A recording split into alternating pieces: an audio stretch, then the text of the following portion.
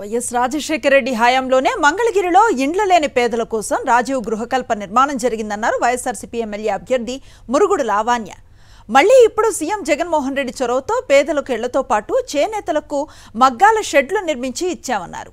MLA ఆర్కేతో కలిసి 20వ ward Rajiv గృహకల్పలో ప్రచారం నిర్వహించారు. నాడు వైఎస్ఆర్, ప్రస్తుతం సీఎం జగన్ మేలును ప్రజలు గుర్తు చేసుకుంటున్నారని, ప్రజల నుంచి అద్భుతమైన స్పందన లభిస్తోందన్నారు ఎమ్మెల్యే ఆర్కే.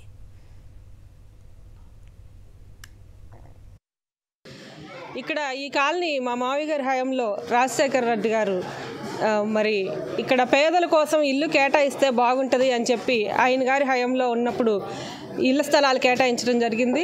అలాగే అమ్మగారి హయాంలో రోడ్లు వేయించారు. ఇక్కడ ఆర్కే గారు కూడా ఈ ఏరియాని చాలా బాగా డెవలప్ చేశారు. మరి చేనేతలకి మగ్గాల షెడ్లు ఇచ్చింది కూడా జగనన్నే.